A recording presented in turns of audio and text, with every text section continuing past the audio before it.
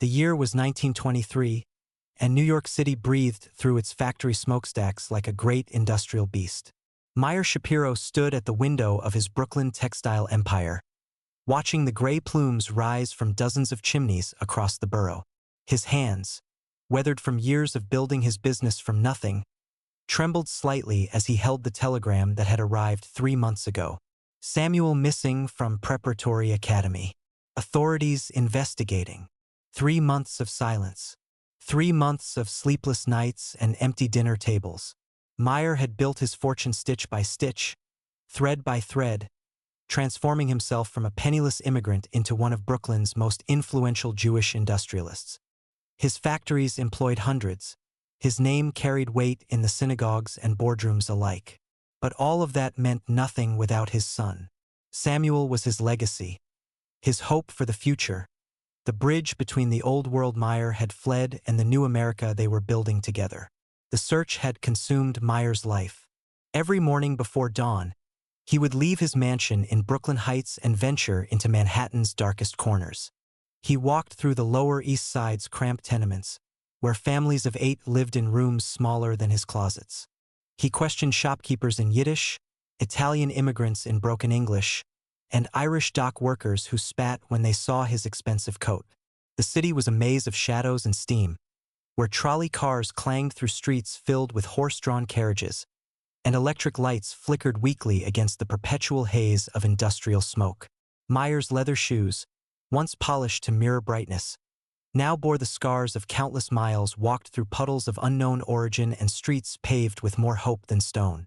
He had hired private investigators, spoken with police detectives who reeked of whiskey and cynicism, and even approached the ward bosses who controlled the city's political machinery with handshakes and hidden threats.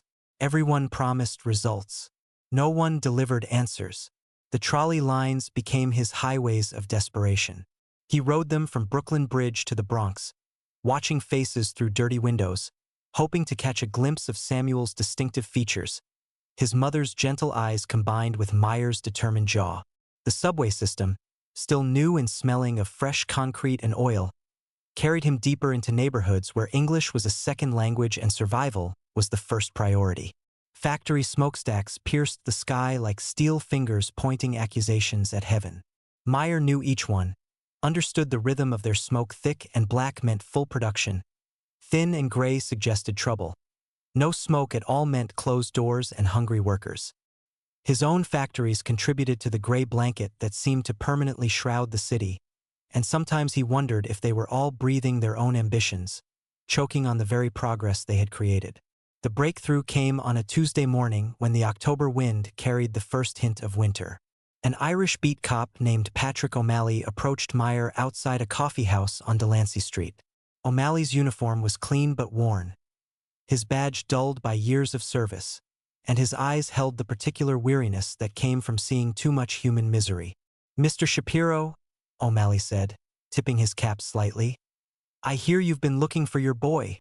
Meyer studied the policeman's face, searching for signs of another false lead or outstretched palm waiting for coins. "I have. Do you know something?" O'Malley glanced around nervously. "There's a shelter down on Rivington Street, place called St. Mary's Haven. They take in kids who've got nowhere else to go. Street children, runaways, ones fleeing from," he paused, choosing his words carefully, "from situations they can't handle." "And you think Samuel might be there?" "I think," O'Malley said slowly, "that sometimes the children of rich men run to the same places as the children of poor men when they're scared enough." The shelter occupied a narrow building squeezed between a bakery and a tailor shop. The smell of fresh bread mixed with the odors of unwashed bodies and carbolic soap. Sister Margaret, a woman whose face seemed carved from kindness and determination, met Meyer at the door. Her habit was clean but patched, her hands calloused from years of caring for the city's forgotten children. "We don't usually give out information about our residents," she said, blocking the doorway with surprising authority despite her small stature. Meyer removed his hat respectfully. "Sister, I'm not here as a businessman or a man with influence. I'm here as a father who hasn't seen his son in 3 months." Something in his voice, Perhaps the raw honesty that wealth couldn't buy made her step aside. "Follow me," she said. "But understand, if he's here, if any child is here, it's because they chose to be. We don't force anyone to leave who doesn't want to go." The shelter's interior was a study in organized desperation. Cots lined the walls in neat rows, each bearing a thin blanket and a small wooden box for personal belongings. Children of various ages moved through the space with the particular quiet that came from learning to be invisible. Some were clearly immigrants, others bore the marks of American poverty. All wore the expression of those who had learned not to expect too much from adults. Meyer followed Sister Margaret through the main dormitory, past a kitchen where older children helped prepare what smelled like vegetable soup, and into a smaller room where a few children sat reading or mending clothes. In the corner, nearly hidden behind a stack of donated books, sat a young man who made Meyer's heart stop. Samuel had always been thin, but now he appeared almost translucent. His dark hair, once carefully groomed for preparatory school photographs, hung in limp strands across his forehead. His clothes were clean but clearly donated, too large in some places, too small in others. But his eyes, those eyes that had inherited their color from his mother and their intensity from Meyer himself, were very much alive. Beside Samuel sat a young black woman, perhaps 18 or 19 years old. Her dress was simple but clean, her posture straight despite sitting on the floor. One hand rested protectively on Samuel's shoulder, and Meyer could see immediately that whatever relationship existed between them, it was one of mutual protection and genuine care. Samuel looked up and saw his father. For a moment, neither spoke. The sounds of the shelter whispered conversations, the shuffle of feet, the distant clang of trolley cars outside, seemed to fade away. Then Samuel stood slowly, and Meyer could see that his son had changed in ways that had nothing to do with weight loss or donated clothes. "Father," Samuel said quietly, "I wondered when you'd find me." Meyer wanted to rush forward, to embrace his son, to demand explanations and express relief and anger all at once. Instead, he remained still, understanding instinctively that this moment required more delicacy than any business negotiation he had ever conducted. "Samuel," he said simply, "I've been looking for you." The young woman beside Samuel stood as well, moving with a grace that spoke of dignity maintained despite circumstances. She was beautiful, Meyer realized, but it was a beauty tempered by wariness and strength. Her eyes assessed him with the sharp intelligence of someone who had learned to judge character quickly and accurately. "This is Clara," Samuel said, and the way he spoke her name carried weight and meaning that made Meyer understand immediately why his son had not come home. Clara inclined her head slightly, not a bow, but an acknowledgement of meeting an elder. "Mr. Shapiro," she said, and her voice carried traces of the South, softened by years in New York, but still retaining the musical quality that marked her origins. Meyer looked between his son and this young woman, beginning to understand that whatever story had brought Samuel to this place, Clara was central to it. Around them, the shelter continued its quiet business of providing refuge, but Meyer felt as though he stood at the center of something much larger than a simple reunion. "Son," he said carefully, "perhaps we should talk." Samuel nodded, but his hand found Clara's, and Meyer noticed that she didn't pull away. Whatever conversation was coming, Clara would be part of it. The search that had begun in desperation among the smoke and soot of industrial New York was about to reveal truths that would change everything Meyer thought he knew about his son, his city, and the price of belonging in America. Outside, the factory whistles began their afternoon chorus, and the great city continued its relentless march forward. But in the small quiet room of St. Mary's Haven, time seemed to pause as a father prepared to learn who his son had become, and why the search for one missing boy had led him into a world he never knew existed just blocks from his own front door. Chapter 2: New Enemies in Old Courtyards. Clara's story unfolded like smoke rising from the tenement chimneys, slowly at first, then gathering strength and darkness as it climbed toward an inevitable conclusion. She spoke in the measured tones of someone who had learned that words could be weapons or shields, depending on how carefully they were chosen. "My mother was Ruby Washington," Clara began, her fingers intertwined with Samuel's as they sat on the simple wooden chairs Sister Margaret had provided. She took in washing for the Italian families down on Mulberry Street, worked her hands raw scrubbing shirts for men who barely acknowledged her existence when they passed her on the street. Meyer listened, his businessman's mind automatically calculating the economics of such an existence while his father's heart began to understand the gulf between his world and the one his son had entered. Mama was proud, Clara continued, her voice gaining strength, never took charity, never asked for what she hadn't earned. But the winter of 22 was harsh, and the influenza came through the tenements like God's own judgment. She couldn't work for 6 weeks, and the bills. Clara's voice caught slightly. The bills don't stop coming just because you're too sick to stand. Samuel squeezed her hand, and Meyer saw something in his son's face he had never witnessed before. A protectiveness that went beyond mere affection. A willingness to shoulder someone else's burdens that spoke of a maturity Meyer hadn't known his boy possessed. Giuseppe Crow controlled most of the Italian businesses in that part of the city, Clara said, and Meyer felt a chill that had nothing to do with the October air seeping through the shelter's windows. He knew that name, had heard it whispered in the synagogues and spoken with careful neutrality in the boardrooms where men with power discussed the city's unofficial hierarchies.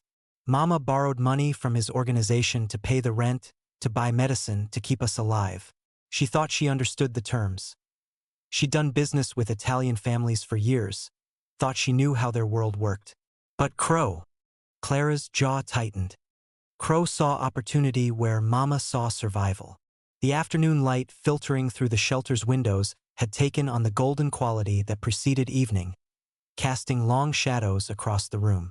Children's voices echoed from the main dormitory, but here in this small space, the only sounds were Clara's voice and the distant rumble of trolley cars navigating the city's arteries. When Mama died, the consumption finally took her in March. I thought the debt died with her.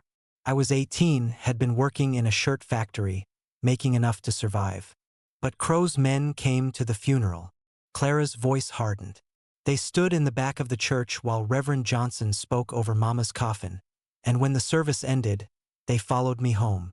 Meyer found himself leaning forward, drawn into a story that revealed the brutal mathematics of survival in a city where his own success existed alongside such desperate calculations. They explained the situation very clearly, Clara continued. In their world, debts are inherited, and when the debtor can't pay, sometimes the debt can be settled in other ways. They offered me 2 choices: work in one of Crow's establishments until the debt was cleared, or... She paused, and Meyer saw Samuel's hand tighten around hers. Or become part of his household. Permanently. Neither was really a choice, Samuel said quietly, speaking for the first time since Clara had begun her story. His voice carried an anger that Meyer had never heard from his gentle son. A fury that burned with the intensity of someone who had witnessed injustice firsthand. Clara nodded. I ran, packed what little I owned, and disappeared into the city. But Crow's influence reaches into every neighborhood, every business, every corner where people like me try to survive. His men found me 3 times, pulled me out of factories, dragged me from boarding houses, cornered me in alleys where no one would hear me scream. The room had grown darker as Clara spoke, and Meyer could hear Sister Margaret moving through the main dormitory, helping prepare the evening meal. The sounds of normal life continued around them, but Meyer felt as though he were hearing testimony from a world that existed parallel to his own, invisible but immediate. That's how I ended up here, Clara said, gesturing toward the shelter's walls. Sister Margaret doesn't ask questions about why young women need sanctuary. She just provides it. And that's where I met Samuel. Meyer turned to his son, seeing him now not as the disappointing boy who had fled from preparatory school, but as a young man who had somehow found his way to this place of refuge, to this woman who needed protection. I wasn't running from school, Father, Samuel said, meeting Meyer's eyes directly. I was running to something, or someone. I kept having dreams about a voice calling for help, about someone trapped and desperate. The dreams got stronger until I couldn't ignore them anymore. Meyer felt the foundations of his understanding shifting. His son, practical, rational Samuel, spoke of dreams as though they were telegrams delivering urgent messages. When I found Clara here, I knew immediately that she was the voice I'd been hearing. And when she told me her story, when I understood what Crow wanted from her, Samuel's jaw set with determination that reminded Meyer of his own younger self. I knew I couldn't let that happen. Clara looked at Samuel with an expression that made Meyer understand why his son had chosen to stay in this shelter rather than return to Brooklyn Heights' comfort and safety. Giuseppe Crow doesn't accept defiance, Clara said quietly, especially not from people he considers his property. When his men discovered I was here, when they learned that Samuel was protecting me, she met Meyer's eyes directly. They made it very clear that this situation would be resolved. One way or another. Meyer sat back in his chair, processing what he had learned. His son hadn't simply run away from school. He had run toward a moral crisis that demanded action. Clara wasn't just a young woman who had captured Samuel's affections. She was someone whose freedom and dignity hung in the balance of forces much larger than any individual choice. How much? Meyer asked suddenly. Clara blinked in surprise. Sir, how much was your mother's debt to Crow? Clara glanced at Samuel, then back at Meyer. $147. Plus interest that seems to compound every time they calculate it. Meyer almost laughed, not from humor, but from the cruel irony that such a relatively small sum could create such enormous consequences. He spent more than that on a single business dinner, yet for Clara it represented a weight that threatened to crush her entire future. And you believe, Meyer said carefully, that even if the debt were paid, Crow would still consider you his property? Clara's expression grew grim. Men like Giuseppe Crow don't traffic in money, Mr. Shapiro. They traffic in power. And a young black woman who defied him, who embarrassed him by running away. She shook her head. Paying the debt won't solve this problem. Meyer understood. In his own business dealings, he had encountered men who viewed every transaction as either victory or defeat, who could never allow a challenge to their authority to go unpunished. Crow wouldn't be satisfied with money.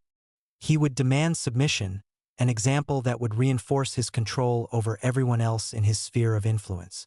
Then we have a problem, Meyer said quietly. Samuel leaned forward. We. Meyer looked at his son, at this young woman who had somehow awakened protective instincts he hadn't known Samuel possessed, at the shelter around them that provided refuge for those the city had forgotten. Samuel, you're my son. That makes your problems my problems. And Clara. He paused, choosing his words carefully.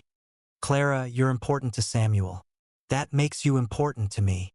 For the first time since beginning her story, Clara's composure cracked slightly.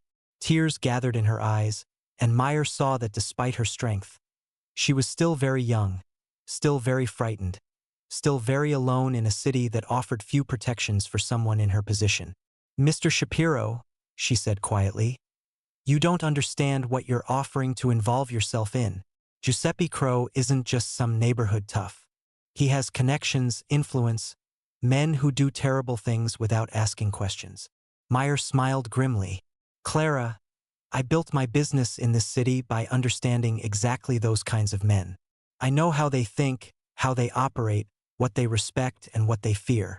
He stood, straightening his coat.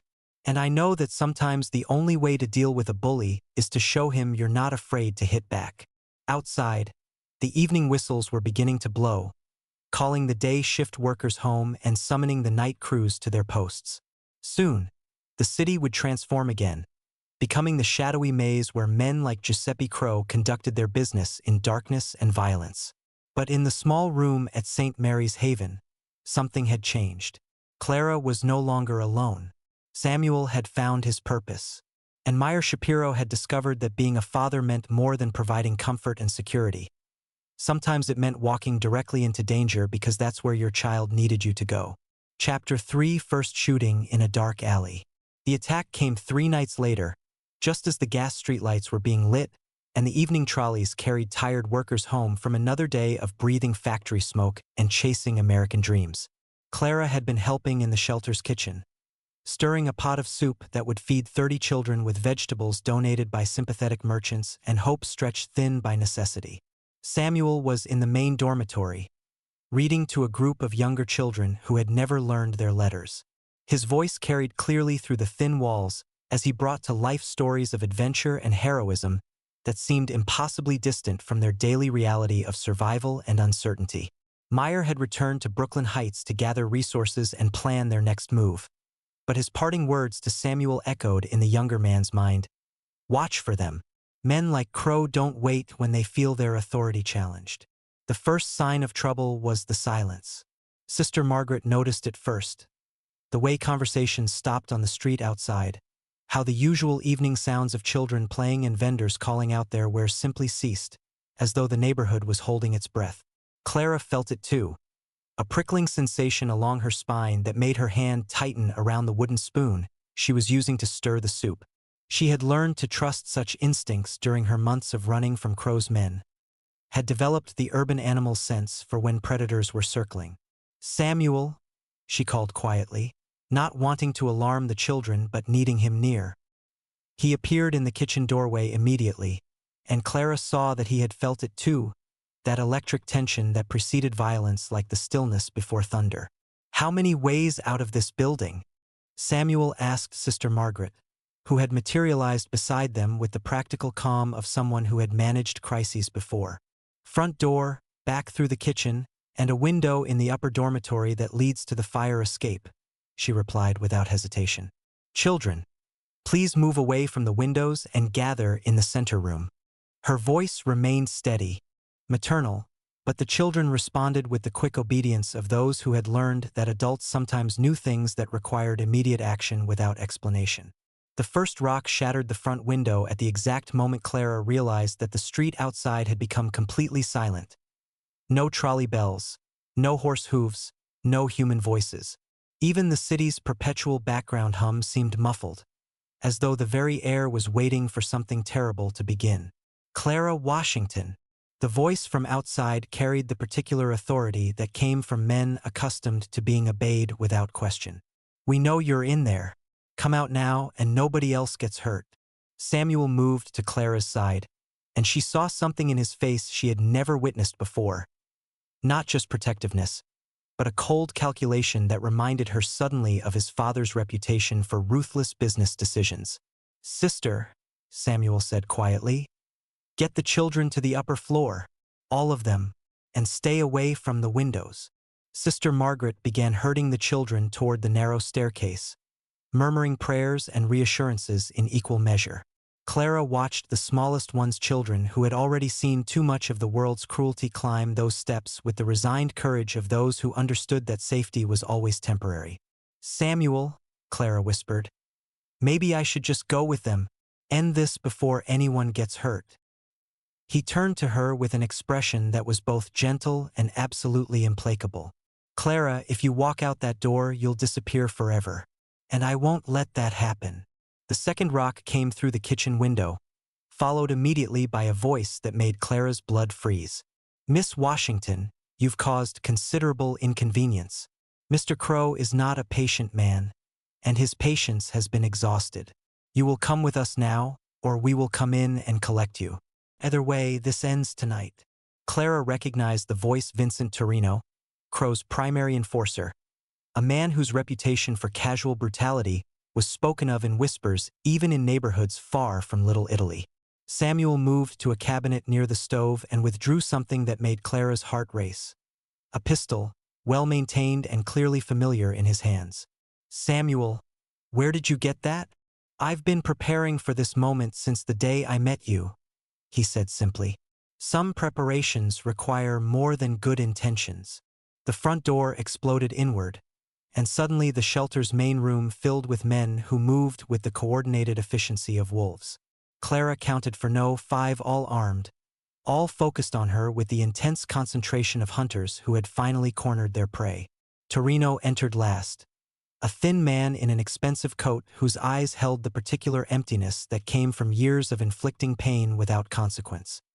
He surveyed the shelter's humble interior with visible distaste, as though poverty itself was offensive to his sensibilities. "Miss Washington," he said conversationally, "you've led us quite a chase. Mr. Crow admires persistence. But enough is enough." Samuel stepped into view, the pistol held steady in his hands. "The lady isn't going anywhere." Torino's eyebrows rose in mild surprise. "And you are. Someone who's tired of bullies picking on people who can't fight back."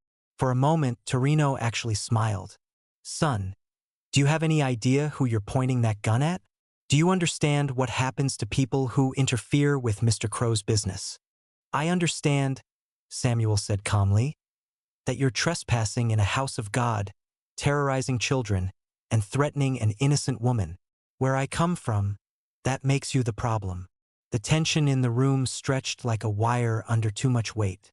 Clara could hear the children's whispered prayers from upstairs, Sister Margaret's voice leading them through familiar litanies that had comforted generations of the desperate and afraid. Then Torino moved, his hand reaching inside his coat with practiced speed. Samuel fired first. The sound in the enclosed space was deafening, a sharp crack that seemed to split the world in half. Torino staggered, clutching his shoulder, and suddenly the shelter exploded into chaos. "Run!" Samuel shouted, grabbing Clara's hand and pulling her toward the back door as Torino's men opened fire. They burst into the alley behind the shelter just as the gas streetlights began flickering on throughout the neighborhood. The narrow space between buildings offered some protection, but Clara could hear shouts and running footsteps that meant the hunt was just beginning. "This way," Samuel said, leading her toward the maze of alleys and side streets that connected the Lower East Side like a network of urban rabbit warrens. Behind them, the sounds of pursuit grew louder, heavy boots on cobblestones, voices calling orders, the metallic click of weapons being readied. Clara's heart hammered as they ran, her breath coming in sharp gasps that turned to vapor in the cold evening air. They emerged onto Houston Street just as a trolley was clanging its way eastward, and Samuel pulled Clara aboard just as the conductor was about to close the doors. "Papers?" the conductor asked automatically. Samuel pressed coins into the man's hand. "Emergency," he said simply. The conductor, a middle-aged Irish immigrant who had learned not to ask too many questions about people who boarded his trolley looking desperate, simply nodded and moved on. As the trolley carried them away from the immediate danger, Clara finally allowed herself to breathe. But through the dirty windows, she could see men emerging from the alley, spreading out through the neighborhood with the systematic thoroughness of those who knew their quarry couldn't run forever. "Where are we going?" she asked. "To find my father," Samuel replied, "and to make sure this ends before anyone else gets hurt." The trolley rattled through the evening streets, carrying them toward Brooklyn and whatever confrontation awaited. Behind them, the Lower East Side settled back into its usual rhythms, but Clara knew that something fundamental had changed. The shooting in the dark alley had drawn lines that couldn't be uncrossed, had set in motion forces that would demand resolution one way or another. And somewhere in the city's shadows, Giuseppe Crow was learning that his authority had been challenged by people who weren't afraid to fight back. Chapter 4: Home, but not a cage. Meyer Shapiro's mansion in Brooklyn Heights stood like a monument to the American dream, realized 3 stories of red brick and limestone, rising from manicured grounds that overlooked the East River and the glittering lights of Manhattan beyond. Gas lamps illuminated a curved driveway where carriages and the occasional automobile delivered visitors to social gatherings that mixed business with carefully choreographed displays of prosperity. But tonight, as Samuel helped Clara down from the hired cab that had brought them across the Brooklyn Bridge, the mansion felt less like a symbol of success and more like a fortress preparing for siege. Meyer met them at the door personally, dismissing the butler with a slight nod that spoke of conversations already held and precautions already taken. His eyes quickly assessed Clara's condition, the slight tremor in her hands, the way she stayed close to Samuel's side, the careful alertness of someone who had learned that danger could emerge from anywhere at any moment. "Come inside," he said simply. "We have much to discuss." The mansion's interior revealed the careful balance Meyer had struck between displaying his success and honoring his heritage. Persian rugs covered polished hardwood floors, while paintings by contemporary artists hung alongside photographs of relatives left behind in the old country. Electric lights, still a luxury in many parts of the city, cast warm pools of illumination that made the large rooms feel intimate despite their size. Clara had never been inside such a home. The shelter had been clean but austere, her mother's tenement apartment cramped and utilitarian. Here, wealth revealed itself not in ostentation but in space to move, to breathe, to exist without constantly calculating the cost of each comfort. "Miss Washington," Meyer said formally, "welcome to our home." Our home. The phrase hung in the air with intentional weight, and Clara understood that Meyer Shapiro had just made a statement that went far beyond politeness. A housekeeper appeared, Mrs. Murphy, an Irish woman whose practical efficiency had managed the Shapiro household for over a decade. She assessed Clara with the experienced eye of someone who had learned to judge character quickly and accurately. "The young lady will need fresh clothes," Mrs. Murphy said to Meyer, though her words were clearly meant for Clara.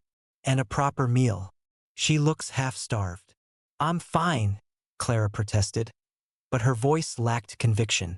Mrs. Murphy snorted with the authority of someone who had raised 6 children and buried 2 husbands. "Child, I've seen fine and you ain't it. Come along. Hot bath first. Then we'll see about making you presentable." Clara looked to Samuel for guidance, still unsure of her place in this world of servants and luxury.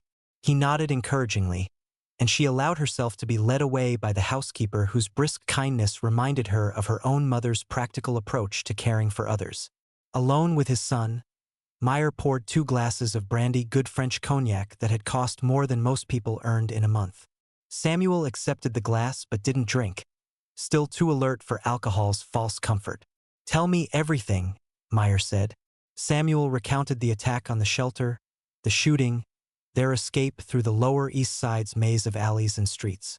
Meyer listened without interruption, his businessman's mind automatically cataloging the information and calculating the implications. "You shot Vincent Torino," Meyer said when Samuel finished. "In the shoulder. He'll live, but he won't forget." Meyer nodded slowly. "That's unfortunate. Torino is Crow's most trusted enforcer. Injuring him means this can't be resolved quietly." "I don't want it resolved quietly, Father. I want it resolved permanently." The intensity in Samuel's voice surprised Meyer. This wasn't the gentle, bookish son who had struggled to show interest in the textile business. This was a young man who had discovered principles worth fighting for and the courage to act on them. "Samuel, do you understand what you've committed us to? Giuseppe Crow isn't some street tough who can be intimidated or bought off. He has connections throughout the city, politicians, police, judges. He operates with near impunity because he's careful to cultivate the right relationships. Then we'll have to be more careful than he is." Before Meyer could respond, Mrs. Murphy returned with Clara. The transformation was remarkable, clean and dressed in clothes that fit properly. Clara revealed the natural dignity that poverty and fear had partially obscured. She wore a simple blue dress that had belonged to Samuel's late mother, altered quickly by Mrs. Murphy's skilled hands. Clara paused in the doorway, clearly overwhelmed by the dining room's grandeur. A mahogany table that could seat 12, surrounded by chairs upholstered in rich leather, beneath a crystal chandelier that cast rainbow patterns on the wallpapered walls. "It's beautiful," she said quietly, and Meyer heard in her voice not envy but appreciation, the recognition of craftsmanship and care that spoke of her own mother's pride in making even poverty beautiful through cleanliness and order. "Please sit," Meyer said, gesturing toward a chair beside Samuel. "Mrs. Murphy has prepared dinner." The meal that followed was a careful dance of getting acquainted. Meyer asked Clara about her mother, her work, her dreams before Crow's debt had complicated everything. Clara answered with growing confidence, revealing an intelligence that had been sharpened by necessity and a wisdom that came from navigating the city's most dangerous neighborhoods. Samuel watched his father and Clara with growing relief. He had feared that Meyer's wealth and social position might make him dismiss Clara as unsuitable, but instead, Meyer seemed genuinely interested in her thoughts and opinions. "You mentioned that your mother took in washing for Italian families," Meyer said over the roast chicken that Mrs. Murphy had prepared. "Did she ever speak of the political arrangements in those neighborhoods?" Clara paused, recognizing that the question carried more weight than casual conversation. She said that nothing happened on Mulberry Street without certain people's permission, that even honest businesses had to accommodate certain realities. Meyer nodded. And did she ever mention specific names? People who commanded particular respect or fear? She warned me to stay away from the Crow family, said they were different from the other Italian businessmen, more dangerous, less predictable. Clara met Meyer's eyes directly. She said Giuseppe Crow collected people the way other men collected stamps, and that once you were in his collection, you never got out. The words hung heavy in the warm dining room, a reminder that despite the mansion's comfort and safety, the threat that had driven them here remained very real. After dinner, Meyer led them to his study, a room lined with books and business documents, where deals worth thousands of dollars were negotiated and decisions affecting hundreds of workers were made. A fire crackled in the marble fireplace, and the electric lights had been dimmed to create an atmosphere of intimacy and confidence. "Clara," Meyer said, settling into a leather chair that had been his refuge for evening reading since before Samuel was born. "I want you to understand something. This house, this wealth, everything I've built, none of it means anything if I can't protect the people who matter to me." Clara looked puzzled. "Mr. Shapiro, I appreciate your kindness, but I'm not your responsibility." "You are now," Meyer said simply. "Not because of any obligation or debt, but because Samuel has chosen you. And when my son chooses to risk his life for someone, that tells me everything I need to know about their character." Samuel reached for Clara's hand, and Meyer saw in that simple gesture the depth of connection that had developed between them. Not just romance, but a mutual recognition of shared values and complementary strengths. "Besides," Meyer continued with a slight smile, "I've been looking for an excuse to remind certain people in this city that Jewish businessmen can be just as stubborn and resourceful as Italian ones." Clara laughed despite herself, and Meyer realized that her laugh transformed her completely, revealing the joy that fear and poverty had forced her to hide, the lightness that should have been her natural state at 19 years old. "What happens now?" Samuel asked. Meyer stood and moved to the window that overlooked the river. Manhattan's lights twinkled like earthbound stars, and somewhere among those lights, Giuseppe Crow was undoubtedly planning his response to the evening's events. "Now," Meyer said, "we make it clear that Clara Washington is under the protection of the Shapiro family, and in this city that means something." He turned back to face them, and both Samuel and Clara saw in his expression the steel that had built an empire from nothing, the determination that had transformed a penniless immigrant into one of Brooklyn's most powerful men. "Giuseppe Crow thinks he can take whatever he wants because no one has ever been strong enough to stop him. Tomorrow we begin teaching him otherwise." Outside, the city settled into its nighttime rhythms, but inside the mansion in Brooklyn Heights, 3 people planned the kind of resistance that would either end Giuseppe Crow's reign of terror or destroy them all in the attempt. The cage that had trapped Clara was finally broken. Now they would discover what kind of freedom could be built from courage, love, and the unwavering conviction that some things were worth any risk to protect. Chapter 5: Old Accounts in a New World. The attack came at dawn, just as the first electric streetlights were being extinguished and the city began its daily transformation from the realm of night workers to the domain of the respectable. Giuseppe Crow had chosen his timing carefully, early enough that most of Brooklyn Heights would still be sleeping in their comfortable beds, late enough that his men could see their targets clearly in the growing light. Meyer had not slept.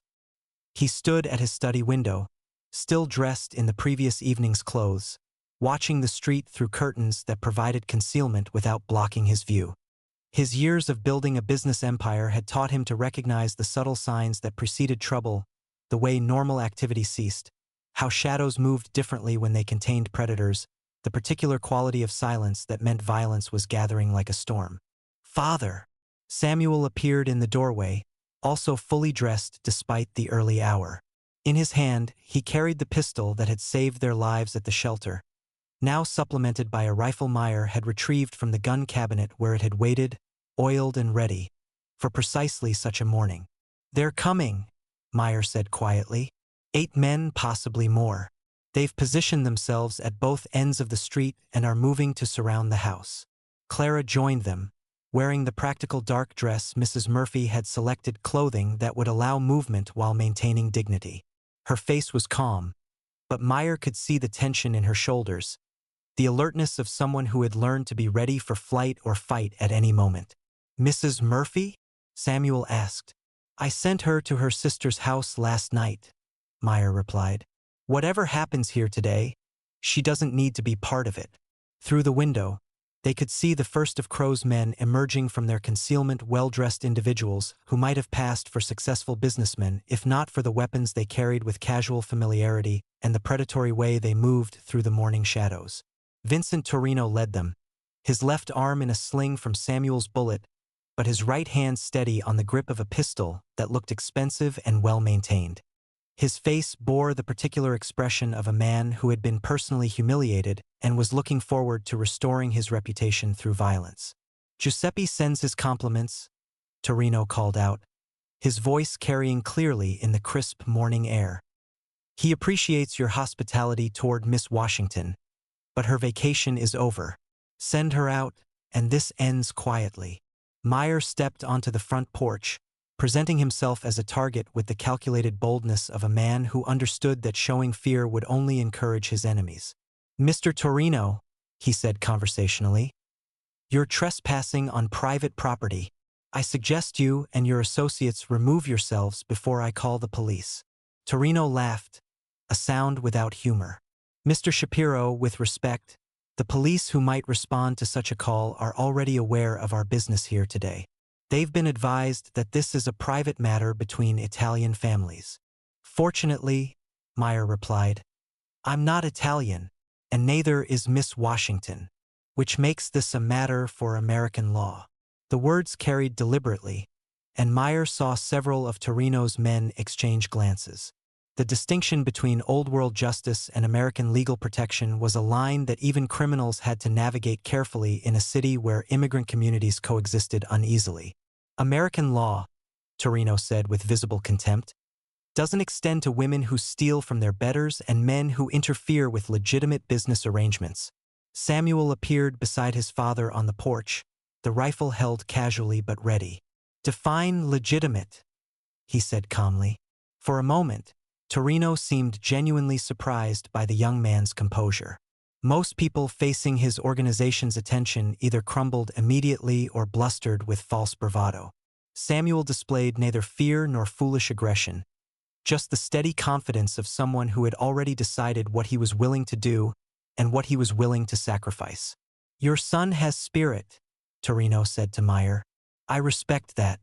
But spirit without wisdom gets young men buried in graves their fathers have to dig. And threats without substance," Meyer replied, "get made by men who mistake cruelty for strength." The conversation might have continued, but Clara's voice cut through the morning air with startling clarity. "Vincent Torino," she called from an upstairs window. "You want to talk about debts and legitimate business? Let's talk about Ruby Washington." Torino's head snapped upward, his face darkening. "What about her?" "My mother borrowed $147. Giuseppe Crow charged her interest that compounded weekly. By the time she died, he claimed she owed over $400. Clara's voice carried with the authority of someone who had spent months calculating and recalculating figures that represented the difference between freedom and slavery. "Business is business," Torino replied. "My mother paid Giuseppe Crow $632 before she died," Clara continued. "I have her receipts. Every payment, every date, every penny accounted for in her careful handwriting." Meyer felt a surge of admiration for Clara's strategic thinking. She wasn't just defending herself. She was attacking the legitimacy of Crow's entire claim, undermining the moral authority his organization depended on to justify their actions. "Receipts can be forged," Torino said, but his voice lacked conviction. "Not by a woman who could barely write her own name," Clara shot back, "but who was honest enough to document every transaction because she never wanted to owe anyone anything she couldn't repay." Several of Torino's men were now looking uncomfortable. The mathematics Clara had presented were public, verifiable, and they revealed a level of exploitation that went beyond normal criminal enterprise into something closer to theft. Enough, Torino snarled. Mr. Shapiro, you have 30 seconds to produce Miss Washington, or we will come in and collect her ourselves. Meyer looked at his son, seeing in Samuel's eyes the same calm determination he felt in his own chest. They had passed the point where words could resolve this situation. Now it would be decided by will, courage, and the accuracy of their shooting. Samuel, Meyer said quietly, remember what I taught you about business negotiations. Sometimes the other party won't accept a reasonable offer, and you have to convince them that rejecting your terms will cost them more than they're willing to pay. Samuel nodded, understanding that his father was talking about more than business. The first shot came from a third-floor window where Clara had positioned herself with another rifle from Meyer's collection. The bullet shattered the cobblestone inches from Torino's feet, sending fragments of stone spinning through the air. I learned to shoot rabbits for Sunday dinner, Clara called down, but I can adjust for larger targets if necessary. Torino raised his pistol toward Clara's window, but Samuel's rifle cracked before he could fire.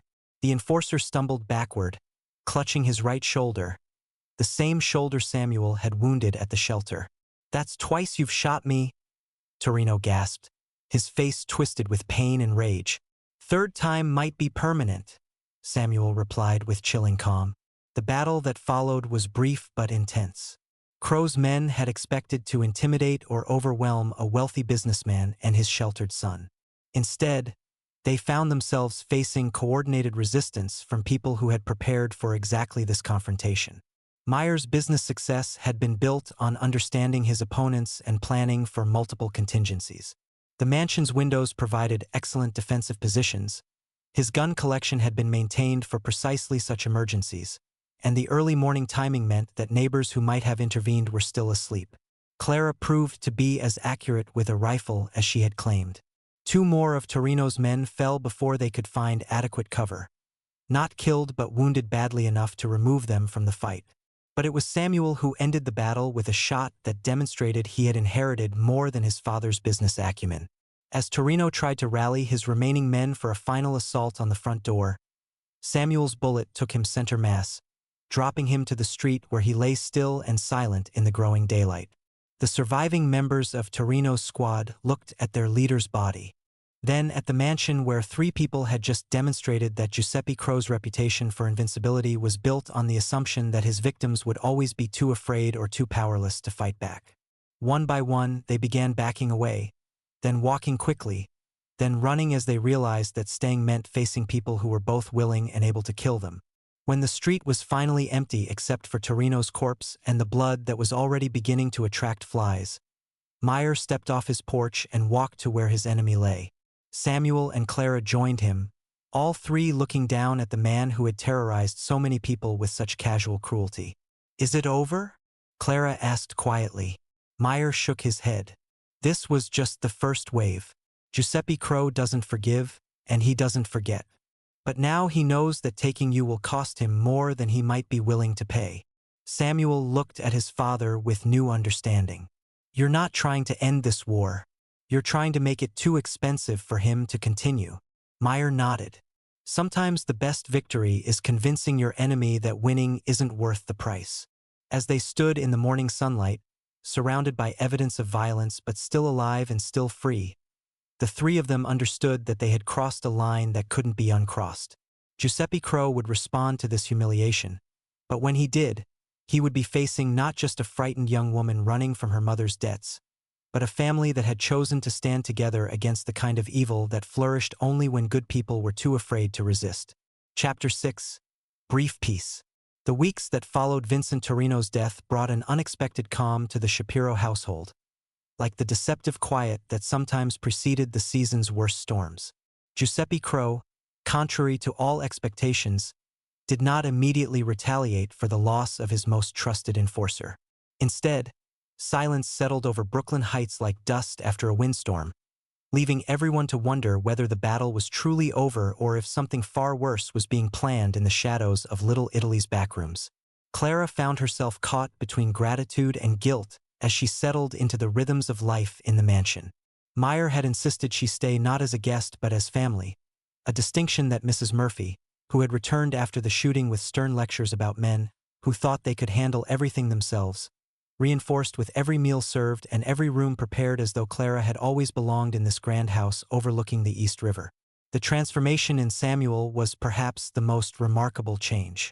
The young man who had struggled to find his place in his father's business empire had discovered a sense of purpose that energized everything he did.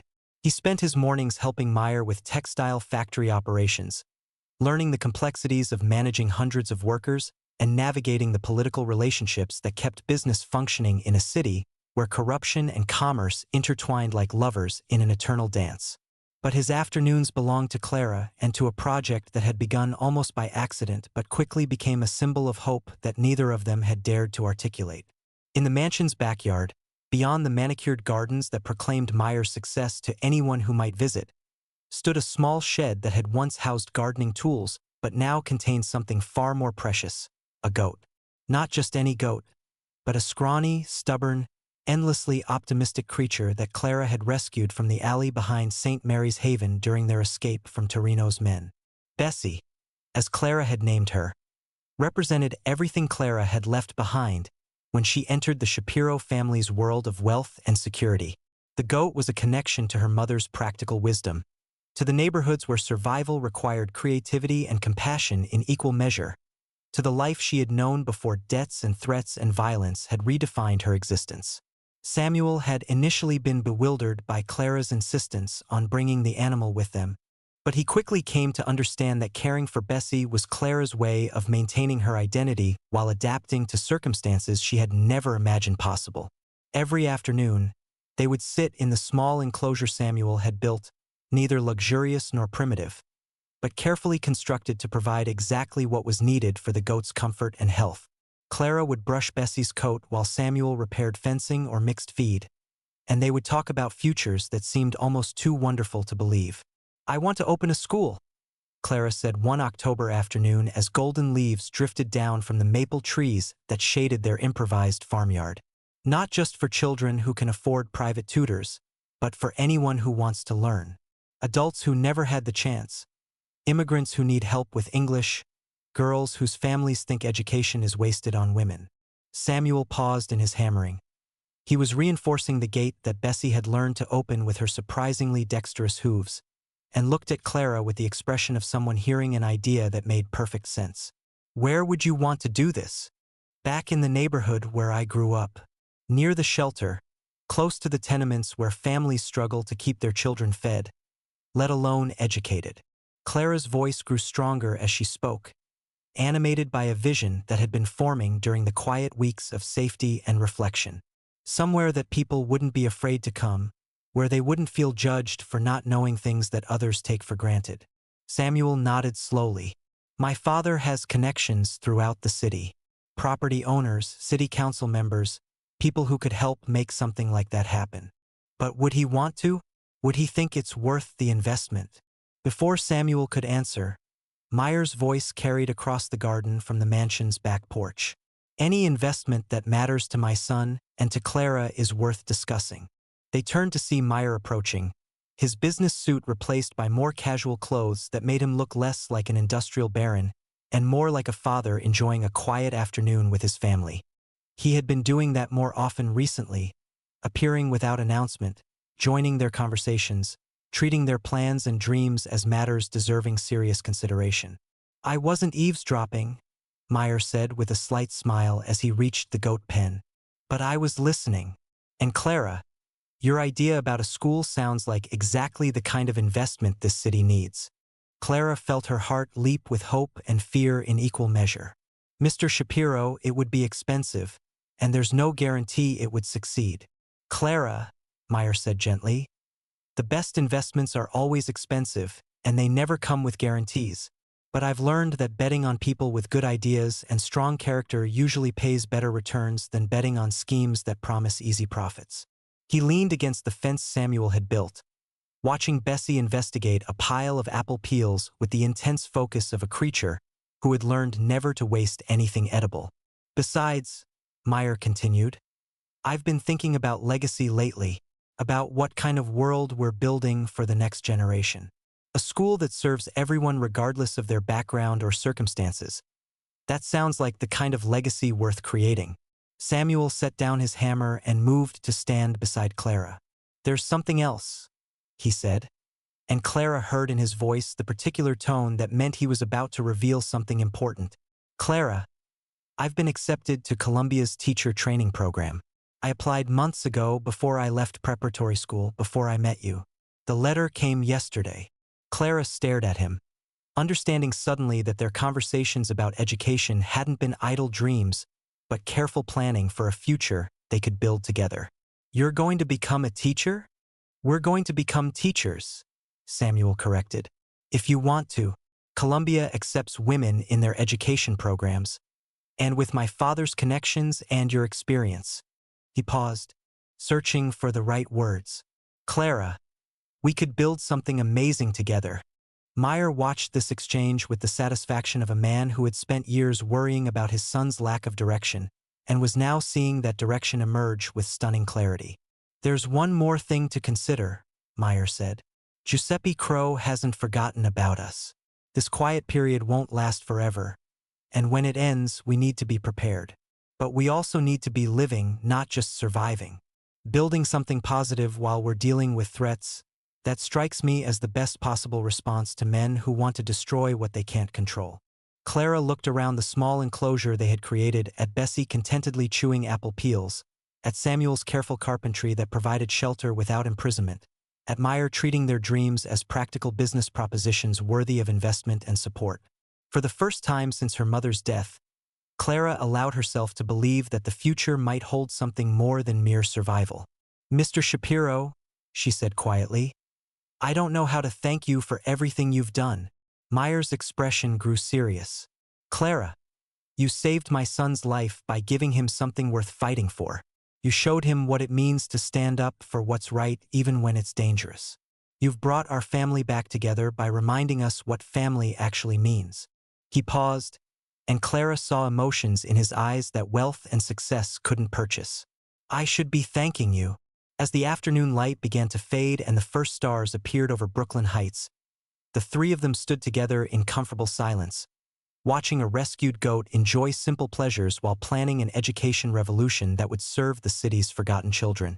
None of them mentioned the obvious truth, that Giuseppe Crow's silence was temporary, that Vincent Torino's death would eventually demand a response that might destroy everything they were building. But all of them understood that the best way to prepare for whatever was coming was to create something worth defending, something that would matter regardless of what tomorrow might bring. In the distance, factory whistles announced the end of another workday, and trolley bells rang their familiar urban symphony. The great city continued its relentless pace, carrying millions of dreams and struggles through streets that had witnessed both extraordinary cruelty and unexpected kindness. But here, in a small enclosure behind a mansion in Brooklyn Heights, peace felt possible, love felt real, and the future felt like something that could be built one careful decision at a time. Chapter 7, The Last Brother, The Final Shot. The letter arrived on a Tuesday morning in November, delivered by a young Italian boy who couldn't have been more than 12 years old. He knocked on the mansion's front door with the persistent rhythm of someone who had been paid well to ensure his message reached its destination, then disappeared into the Brooklyn Heights morning before Mrs. Murphy could offer him the customary tip that delivery boys expected from wealthy households. Meyer opened the envelope at his breakfast table, surrounded by the comfortable domestic scene that had become their new normal. Clara reading aloud from the morning newspaper, while Samuel annotated agricultural reports he was studying for his Columbia courses, both of them occasionally laughing at Bessie's antics visible through the dining room's large windows. The letter was brief, written in elegant script on expensive paper that carried the faint scent of imported tobacco. Mr. Shapiro, my younger brother Vincent was impulsive, prone to crude methods that brought dishonor to our family name. I am not. You have 10 days to return Miss Washington to our custody, along with appropriate compensation for the inconvenience her flight has caused. Failure to comply will result in consequences that will extend far beyond your immediate family. I trust you understand the difference between Vincent's approach and mine. Silvio Crow. Meyer read the letter twice, then set it beside his coffee cup with the careful control of a man who had learned to mask strong emotions behind practical consideration. Clara and Samuel had stopped their morning routines, both recognizing from his expression that the period of peaceful domesticity was ending. "What is it?" Samuel asked. Meyer handed him the letter without comment. Samuel read it quickly, his face growing pale, then passed it to Clara, whose hands trembled slightly as she absorbed its implications. "Silvio Crowe," she whispered. "I've heard that name. What did you hear?" Meyer asked quietly. Clara set the letter down carefully, as though it might explode if handled roughly. "My mother's friends used to talk about the Crowe brothers. Vincent was the muscle, the one everyone feared because he was unpredictable and violent. But Silvio—" She paused, gathering her thoughts. "Silvio was the brain. They said he could destroy someone's entire life without ever raising his voice or dirtying his hands."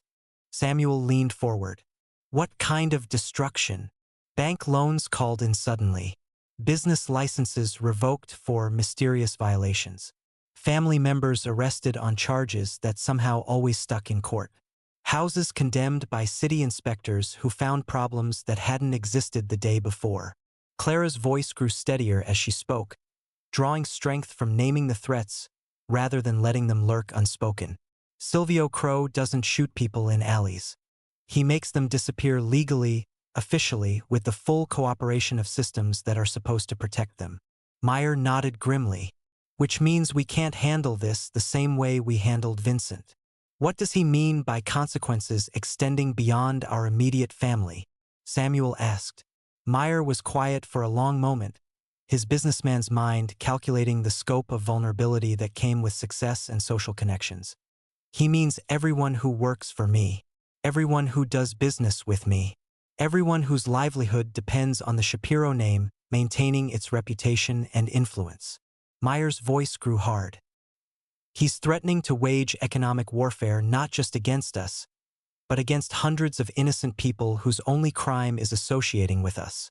Clara stood abruptly, pacing to the window where she could see Bessie peacefully grazing in the enclosure that had become a symbol of the life they were trying to build together.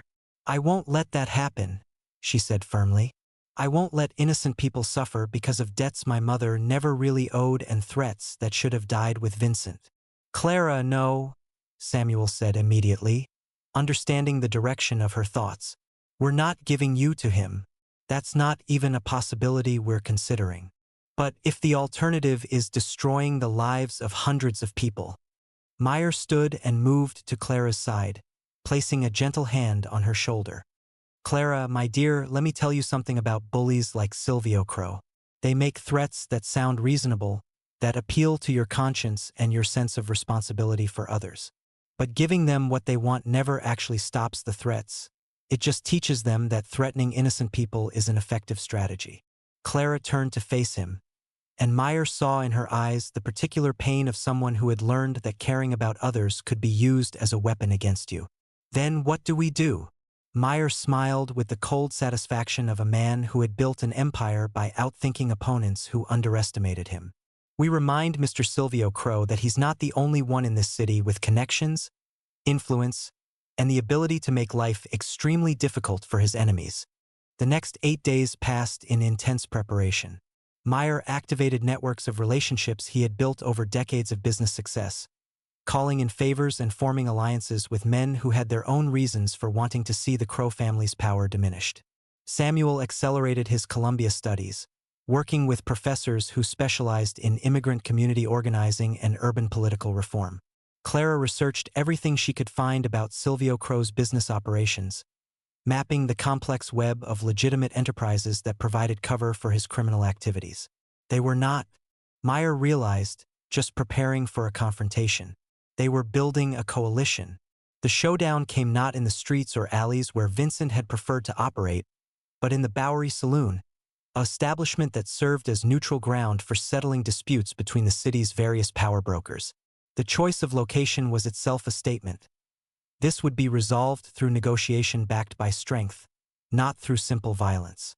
Meyer arrived first, accompanied by Detective Inspector Ward, the Irish policeman who had helped them escape from the shelter weeks earlier and who, it turned out, had his own long-standing grievances against the Crowe organization. Samuel and Clara entered together, both dressed formally but carrying themselves with the quiet confidence of people who had already faced the worst their enemies could deliver and emerged stronger. Silvio Crowe was nothing like his brother. Where Vincent had been crude and overtly threatening, Silvio was elegant, soft-spoken, and radiated the particular menace that came from absolute certainty in his own power. He sat alone at a corner table, impeccably dressed, sipping wine that probably cost more than most people earned in a week. "Mr. Shapiro," Silvio said as they approached, not rising from his chair. "Miss Washington, Samuel, thank you for accepting my invitation." "Your ultimatum, you mean?" Clara replied calmly. Silvio smiled without warmth. "I prefer to think of it as an opportunity for reasonable people to reach a mutually beneficial arrangement." Meyer sat across from Silvio with the casual confidence of a man attending a routine business meeting. "What did you have in mind?" "Simple. Miss Washington returns to fulfill her family's obligations. In exchange, your business operations continue without interference. Your son completes his education without incident, and everyone involved learns valuable lessons about respecting established arrangements." Samuel leaned forward. "And if we decline your generous offer?" For the first time, Silvio's composure cracked slightly. His eyes hardened, and Clara glimpsed the ruthlessness that his polished manner concealed. "Then you discover that success in this city depends on cooperation from many different parties. Banks, suppliers, city inspectors, police departments, courts. All of these institutions depend on maintaining good relationships with established community leaders." Detective Inspector Ward chose that moment to speak for the first time since they had entered the saloon. "Mr. Crowe," he said in his distinctly Irish accent, "that sounds very much like you're threatening to use corruption and intimidation to circumvent legitimate legal processes." Silvio turned to study the policeman with visible distaste. "Inspector Ward, isn't it? I believe you're outside your usual jurisdiction." Ward smiled pleasantly. "Actually, I'm here in an official capacity. You see, we've been investigating irregularities in several businesses associated with your family's enterprises. Money laundering, tax evasion, violations of labor laws. Quite an extensive list, really." The blood drained from Silvio's face as he began to understand that this meeting wasn't proceeding according to his script. Meyer opened a leather portfolio he had carried into the saloon and removed several official-looking documents. "Silvio, I took the liberty of researching your business operations. Fascinating reading. Did you know that your import company has been declaring cotton shipments that somehow weigh significantly less when they reach their destinations than when they left their ports of origin? Or that your restaurant employees have been working shifts that violate city labor regulations?" Samuel added. "Inspector Ward's colleagues in several precincts have been very interested in those reports." Clara reached into her purse and withdrew a small notebook, her mother's careful record of every payment made to Giuseppe Crowe's organization. "And then there's the matter of illegal usury. My mother's records show interest rates that exceed legal limits by considerable margins, applied to dozens of borrowers over several years." Silvio Crowe, for the first time in his adult life, found himself genuinely surprised by an opponent's strategy. He had expected threats, violence, or capitulation. Instead, he was facing a carefully coordinated legal and political assault that threatened to dismantle everything he had built. "What do you want?" he asked quietly. Meyer leaned back in his chair, projecting the relaxed confidence of a successful negotiator who held all the advantageous cards. "We want you to disappear," he said simply. "Close your operations, liquidate your assets, leave New York permanently. In exchange, the various investigations into your activities will conclude that while irregularities were discovered, insufficient evidence exists to pursue criminal charges." "And if I refuse?" Detective Inspector Ward answered that question. "Then tomorrow morning, warrants will be issued for your arrest and the arrest of 17 of your associates. Your businesses will be seized as evidence, your bank accounts frozen pending investigation, and your name will appear in every newspaper in the city as the subject of the largest organized crime prosecution in New York's history." The saloon around them continued its normal evening business, working men drinking away the day's frustrations, immigrants celebrating small successes, politicians conducting the informal negotiations that actually ran the city. But at their corner table, an empire was crumbling under the weight of its own contradictions. Silvio Crowe sat in silence for several minutes, his elegant composure finally cracking to reveal the desperate calculation underneath. He was trapped, and everyone at the table knew it. "You've been planning this for weeks," he said finally. "We've been planning this since the moment Vincent made his first threat," Clara replied. "You assumed we would be too frightened or too isolated to fight back effectively. You were wrong." Silvio stood slowly, his movements betraying none of the rage that Clara could see burning in his eyes. "This isn't over." "Yes," Meyer said quietly. "It is, because if anything happens to anyone in this family, if any of our associates experience mysterious difficulties, if so much as a window gets broken in any business connected to our name, those warrants will be issued immediately, along with additional charges related to intimidation and conspiracy." Silvio Crowe looked around the table one final time, studying the faces of people who had outmaneuvered him completely. Then he walked toward the saloon's exit with the careful dignity of a man whose world had just ended but who refused to acknowledge defeat publicly. At the door, he paused and looked back at Clara. "Your mother," he said, "would be ashamed of what you've become." Clara stood, her voice carrying clearly across the saloon's ambient noise. "My mother would be proud that I learned to fight battles she never had the resources to win." Silvio Crowe left without another word, and Clara knew with absolute certainty that she would never see him again. 3 weeks later, Inspector Ward confirmed that Silvio had liquidated his New York holdings and departed for Chicago, where other criminal organizations would undoubtedly find ways to exploit his talents. The threat that had dominated their lives for months simply evaporated, leaving behind a silence that felt less like peace than like possibility. But in the shadows of the great city, new ambitions were stirring, new alliances forming, new threats preparing to test the strength of a family that had learned to stand together against the darkness that prosperity sometimes attracted. The Crowe brothers were finished, but the lessons learned in defeating them would prove valuable in battles yet to come. Chapter 8. But danger still breathes. Winter arrived early that year, bringing with it the kind of bone-deep cold that made even the city's hardiest residents hurry through their daily business with hunched shoulders and quickened steps. Snow fell intermittently, never quite managing to blanket the soot and grime that coated New York streets, instead creating a gray slush that reflected the uncertain light of gas lamps and early electric streetlights. Meyer stood in his office overlooking the textile factory floor, watching his workers operate the great looms that transformed raw cotton into the fabrics that clothed half of Brooklyn. The rhythmic clacking of machinery provided a steady soundtrack to his thoughts. But today the familiar sounds brought no comfort.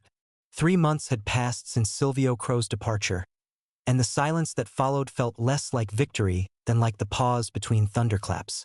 The first sign of new trouble had come through Detective Inspector Ward, whose network of informants throughout the city's various precincts had begun reporting strange occurrences. Nothing dramatic or overtly threatening, just a pattern of small disruptions that suggested someone was testing the strength of the coalition that had defeated the Crowe organization. "Longshoremen are reporting unusual activity on the docks," Ward had explained during his most recent visit to the mansion.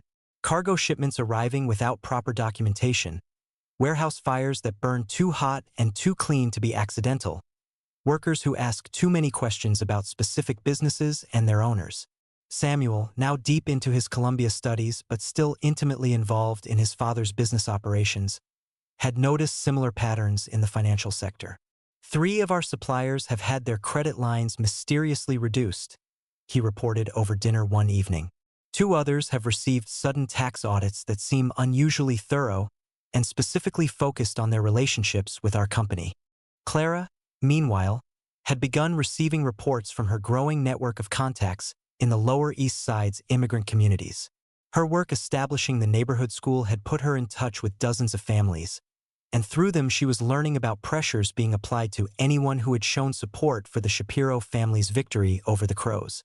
"Mrs. Kowalski's laundry business lost 3 major customers this week," she told Meyer and Samuel as they sat by the fireplace on a particularly bitter December evening. All 3 gave the same reason: They'd been advised that continuing to do business with anyone associated with our family might result in difficulties with city inspectors. Meyer nodded grimly. He had expected this. Silvio Crow's departure had created a power vacuum in the city's criminal hierarchy, and various factions were now competing to fill that void. Some were testing whether the coalition that had defeated the Crows could be intimidated or fragmented. Others were simply opportunistic, trying to claim pieces of the Crow organization's former territory and influence. The problem, Meyer explained to his family that evening, is that we didn't just defeat Giuseppe and Silvio Crow. We demonstrated that their entire system of intimidation and control could be challenged successfully. That makes us a threat to everyone who profits from the current arrangement. Samuel looked up from the law books he had been studying. His Columbia professors had encouraged him to understand the legal frameworks that govern the city's complex web of legitimate and illegitimate enterprises. So what you're saying is that our victory created more enemies than it eliminated. Exactly. And these new enemies are more cautious, more sophisticated, and more deeply embedded in the city's official structures than the Crows ever were. Clara set down her knitting. She had been making warm clothes for the children at her school, many of whom arrived each morning inadequately dressed for the harsh winter. What kind of enemies are we talking about? Meyer moved to his desk and retrieved a folder of papers he had been accumulating over the past several weeks. Alderman Patrick Malloy controls most of the construction permits in Lower Manhattan. His brother-in-law runs the Dock Workers Union. Together, they can make life very difficult for any business that requires permits, inspections, or labor peace. He pulled out another document. Judge Harrison Whitmore has been on the bench for 15 years, long enough to build relationships with prosecutors, police captains, and bail bondsmen throughout the city. A word from him can mean the difference between a minor fine and a lengthy prison sentence. Samuel whistled softly.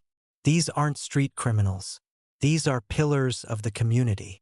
Corrupt pillars, Clara corrected. Men who hide behind respectability while they prey on people who can't fight back. Meyer nodded approvingly at Clara's assessment. And that's what makes them more dangerous than the Crows ever were. Giuseppe and Silvio operated outside the law, which meant they could be exposed and prosecuted. These men operate within the law, using their legitimate authority to achieve illegitimate ends. The conversation was interrupted by a knock at the front door. Mrs. Murphy answered it, returning moments later with a troubled expression and a sealed envelope. "Hand delivery again," she said, handing the letter to Meyer. "Same kind of boy as before, disappeared as soon as I took it." Meyer opened the envelope carefully, his experience with threatening correspondence having taught him to expect the unexpected. But this letter was different from Silvio Crow's elegant ultimatum. The handwriting was crude, the paper cheap, and the message disturbingly direct. "Your nigger whore and her Jew protectors think they run this city now. Time to learn different. We know where you live, where you work, where you go to church. We know where she teaches her little lessons to mongrel children. Accidents happen to people who don't know their place. Smart people learn from other people's accidents." The letter was unsigned, but its implications were clear enough. Someone was escalating beyond economic pressure and political maneuvering into direct threats of violence. Clara read the letter after Meyer and Samuel, her face growing hard with the particular anger that came from seeing racial hatred expressed so crudely. "They think calling me names will make me run away. They think intimidating you will intimidate us," Samuel corrected. "They're about to learn that threatening people we care about only makes us more determined to fight back." Meyer studied the letter again, his businessman's mind automatically analyzing its construction and delivery method. The handwriting suggests limited education, but the information about our activities is quite detailed. Someone is coordinating between street-level thugs and higher-level intelligence gathering. Which means we're facing a more sophisticated enemy than we initially realized. Someone who can command both crude muscle and detailed surveillance, who understands both intimidation and strategy. Over the following days, the pattern of harassment intensified. Clara's school received visits from city health inspectors who found violations that hadn't existed the day before.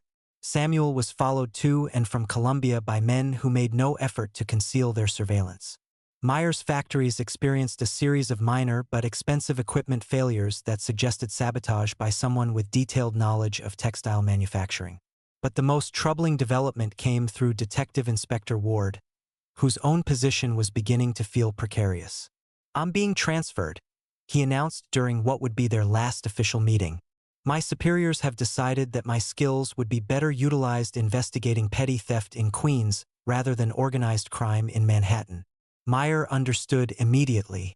Someone with influence over police assignments wants you removed from cases involving our family. Ward nodded grimly. "And my replacement is Lieutenant Morris Brennan, who has a reputation for being very accommodating to certain political figures who prefer their business arrangements to remain unexamined." Samuel leaned forward. "So we're losing our primary ally in the police department just as the threats are escalating." "Worse than that," Ward replied. "You're gaining an active enemy in the police department. Brennan doesn't just ignore corruption, he participates in it. And he's been asking very specific questions about your family's activities, your associates, and your vulnerabilities." Clara felt a chill that had nothing to do with the winter weather. "They're not just trying to intimidate us anymore. They're preparing to destroy us." Meyer stood and moved to the window that overlooked his factory floor, watching workers whose livelihoods depended on his ability to navigate the city's treacherous political waters successfully. Hundreds of families would suffer if his enemies succeeded in dismantling his business empire. "Then we need to do more than just defend ourselves," he said quietly. "We need to go on the offensive." Samuel looked up from the notes he had been taking. "What do you mean?" Meyer turned back to face them, and Clara saw in his expression the same cold determination that had built a textile empire from nothing and defeated the Crow organization through superior strategy and preparation. "I mean that we've been thinking too small. We defeated the Crows by building a coalition and using their own methods against them. But these new enemies are more deeply embedded in the city's power structure. To defeat them, we need to become part of that power structure ourselves." Clara blinked in surprise. "You want to go into politics?" "I want to change the rules of the game entirely. These corrupt officials derive their power from operating in shadows, from making deals that can't be examined publicly. What if we forced everything into the light?" Ward's eyes lit up with understanding. "You're talking about exposure, public campaigns, newspaper investigations, reform movements." Meyer nodded. "I'm talking about turning our defensive coalition into an offensive political movement. Instead of just protecting ourselves from corrupt officials, we remove those officials from power and replace them with people who will serve the public interest." Samuel looked both excited and concerned. "Father, that's a massive undertaking. You're talking about taking on the entire political establishment." "I'm talking about saving our family and everyone who depends on us by changing the system that threatens all of us," Meyer replied. "And Clara, your school isn't just an educational institution anymore. It's the foundation of a political organization that can mobilize immigrant communities throughout the city." Clara felt her heart racing as she began to understand the scope of what Meyer was proposing. "You want to turn the people who've been victimized by this corruption into the force that destroys it. I want to give them the tools, the knowledge, and the organization they need to protect themselves permanently instead of just surviving temporarily." Outside, the winter wind howled through the streets of Brooklyn Heights, carrying with it the sounds of a city that never quite slept, never quite rested, never quite stopped struggling toward some vision of a better future. In the warm light of the mansion's fireplace, three people who had already defied overwhelming odds began planning a campaign that would either transform New York's political landscape or destroy them all in the attempt. The danger that still breathed in the city's shadows was about to discover that its intended victims had decided to become hunters instead of prey. Chapter 9. The city begins to heal. Spring came late that year, arriving not with the sudden warmth that sometimes transformed New York overnight, but gradually, like hope returning to a place that had forgotten what hope looked like.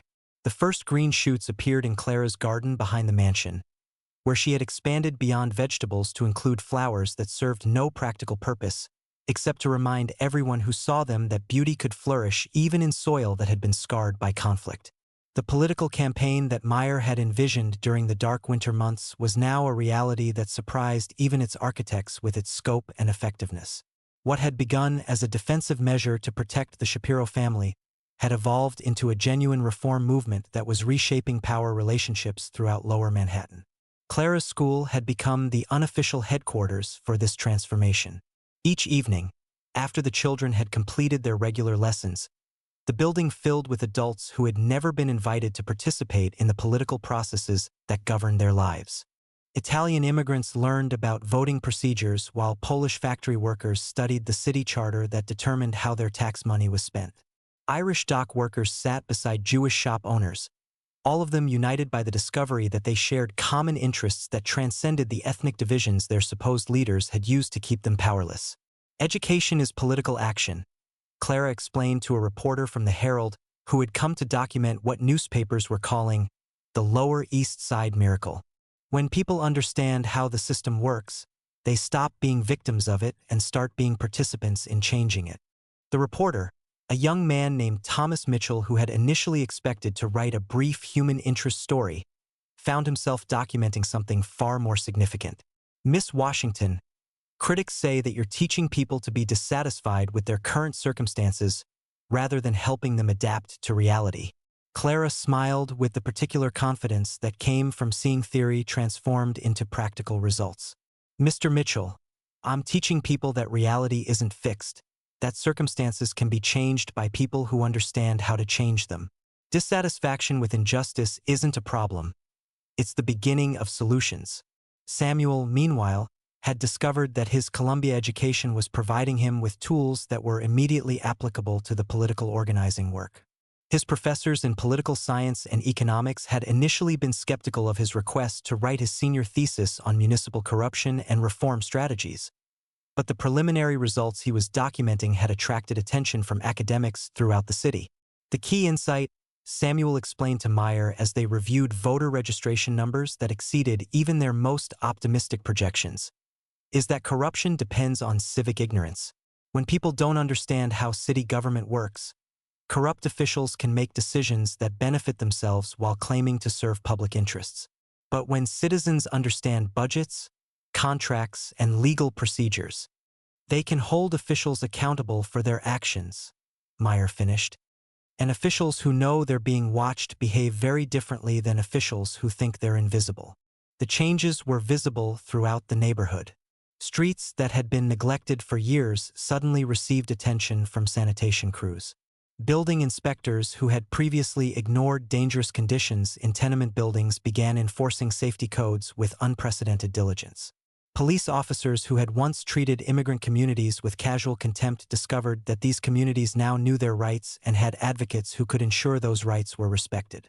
Detective Inspector Ward, despite his official transfer to Queens, had maintained informal contact with the reform movement, providing guidance on legal procedures and connections to honest officials within the police department.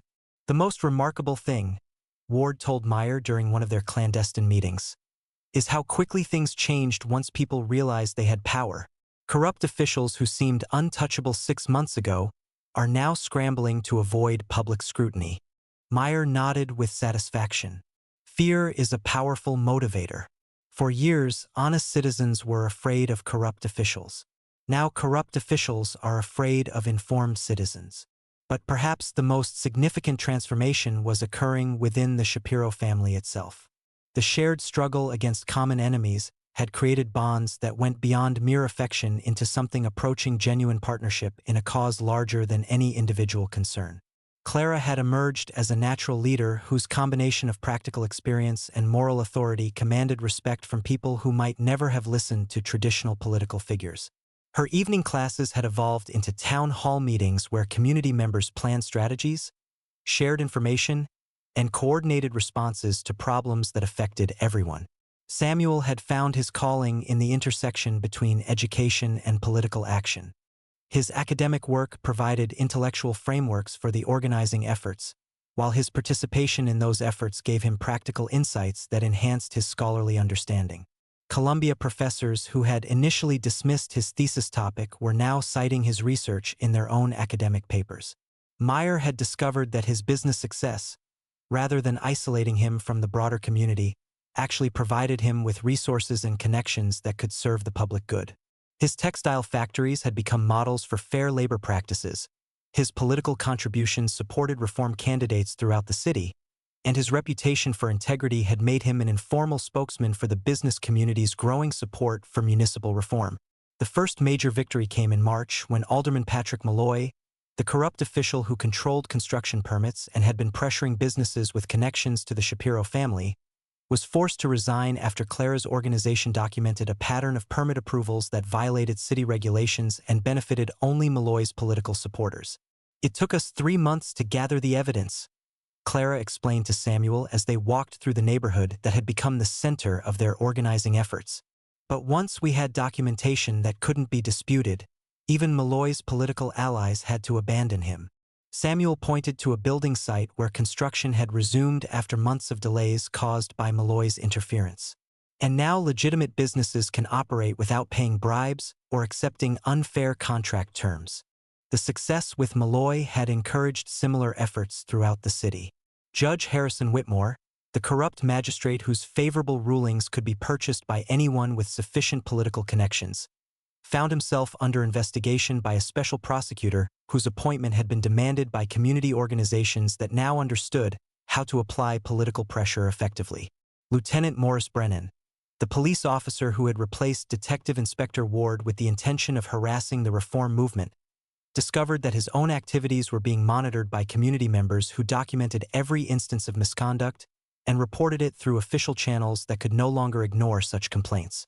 "The beautiful thing," Meyer observed during one of their family dinners that had become informal strategy sessions, "is that we don't have to destroy these corrupt officials.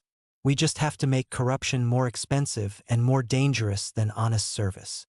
Clara nodded, cutting slices from a pie that Mrs. Murphy had baked using apples from trees that were now blooming in the mansion's garden. "And we don't have to rely on finding perfect leaders.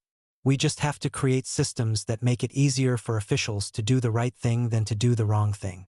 Samuel raised his glass of cider in a mock toast. "To systemic change through community organizing and civic education. To never again being victims," Clara corrected, and they drank to that instead. Outside, the evening light was beginning to fade, but the streets remained active with people who no longer hurried home at sunset. Children played games that their parents had taught them, while those parents gathered in small groups to discuss everything from school board policies to sanitation schedules. The neighborhood had rediscovered the simple pleasure of public space that belonged to everyone and was safe for everyone to use. In the distance, factory whistles announced the end of another workday, but their sound no longer carried the oppressive reminder of lives constrained by other people's decisions.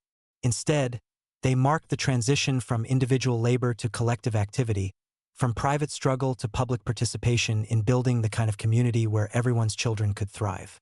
The danger that had once breathed in every shadow hadn't been eliminated entirely. Corruption, like poverty, was too deeply embedded in the city's structures to disappear overnight. But it had been forced into retreat, replaced by something that had been missing from these neighborhoods for too long. The practical hope that came from discovering that ordinary people, working together with clear purposes and effective methods, could create extraordinary changes in the circumstances that shaped their daily lives. Chapter 10. Peace for a Moment and a New Shadow. Summer arrived with the kind of heat that transformed the city into a different creature entirely, one that moved more slowly, breathed more deeply, and revealed hidden beauties that winter's harsh urgency had kept concealed. The Brooklyn Bridge sparkled in the evening light as trolley cars carried workers home from Manhattan's offices and factories, their bells ringing with rhythms that had become as familiar as heartbeats to anyone who had learned to love New York despite its complexities and contradictions. Meyer stood on the mansion's balcony, watching this daily migration with the satisfaction of a man who had spent months learning to see the city not as a collection of threats and opportunities, but as a community of people whose struggles and successes were interconnected in ways that politics and economics could either honor or exploit.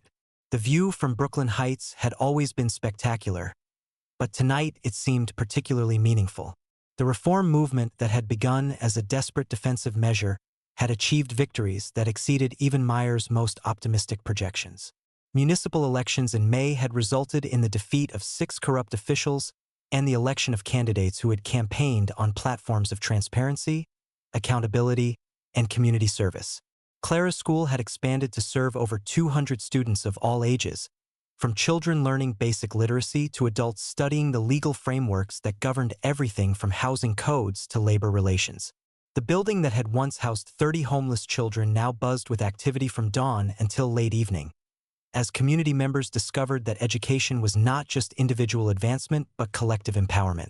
Samuel had graduated from Columbia with honors, his thesis on municipal reform strategies earning recognition that had led to job offers from political organizations throughout the Northeast. But he had chosen to remain in New York, working with his father's business while continuing the organizing efforts that had become his true calling. "Clara, come see this," Samuel called from the garden, where he was tending the vegetables that now supplied much of their household's food and contributed surplus to families in the neighborhood who struggled to afford fresh produce. Clara emerged from the house carrying a pitcher of lemonade and glasses for the three of them. She had been inside, preparing lesson plans for the fall semester while also reviewing applications from other communities that wanted to establish similar schools based on the model they had developed. "What is it?" she asked, setting the tray on the small table Samuel had built beneath the apple tree that now provided shade for their evening conversations.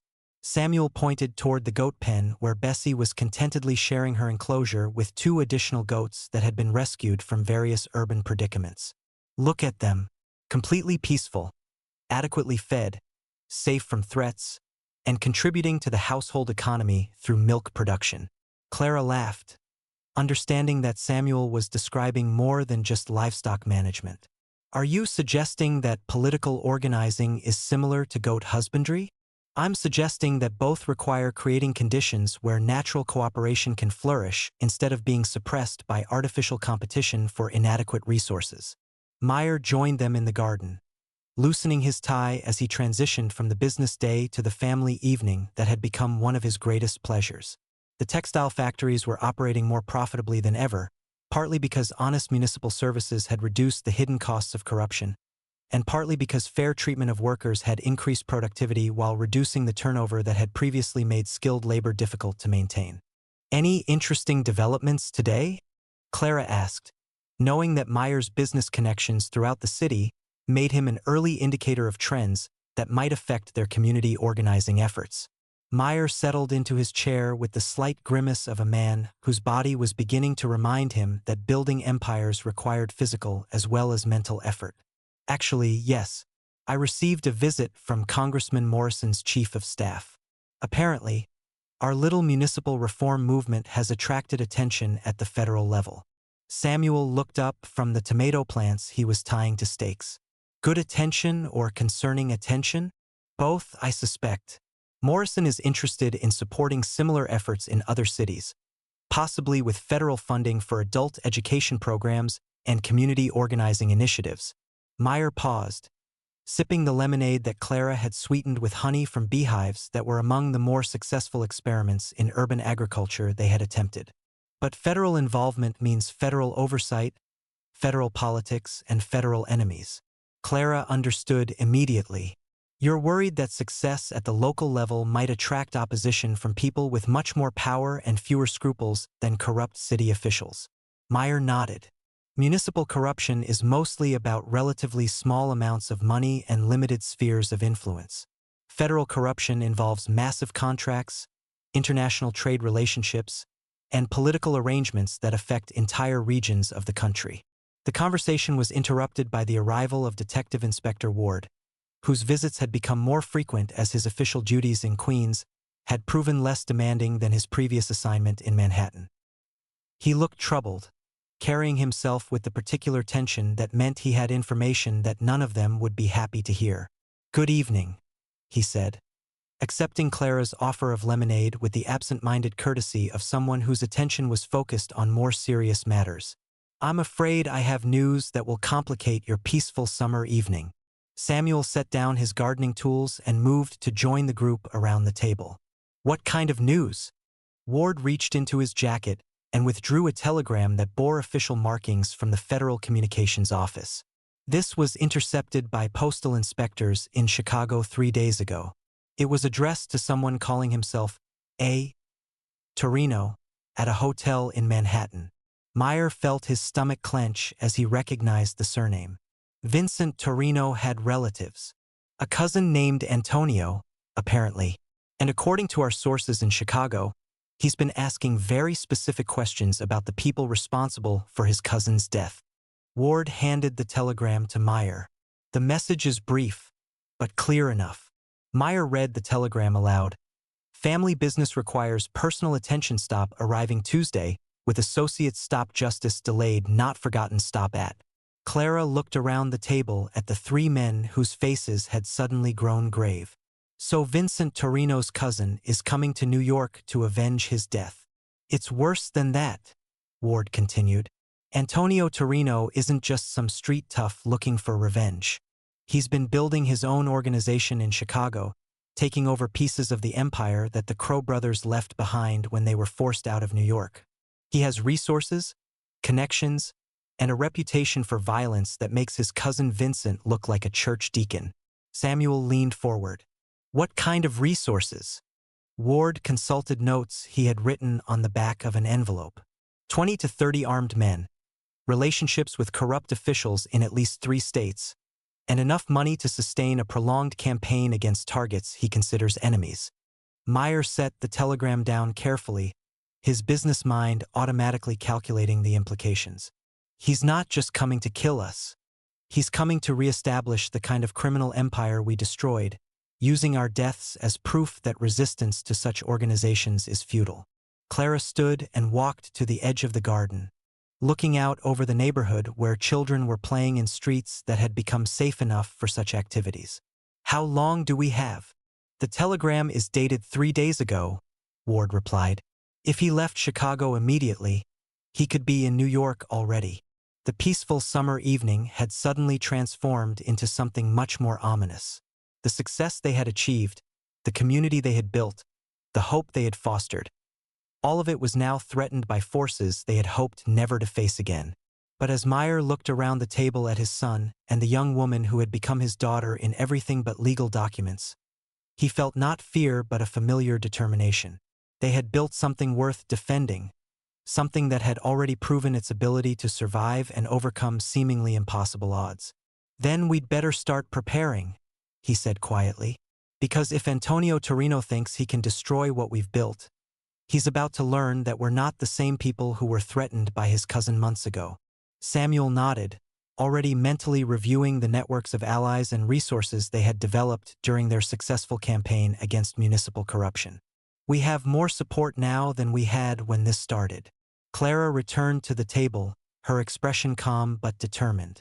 And we have more to protect, which means we have more reason to fight. In the distance, the evening trolleys continued their familiar routes, carrying people home to families and communities that had learned to hope for better futures.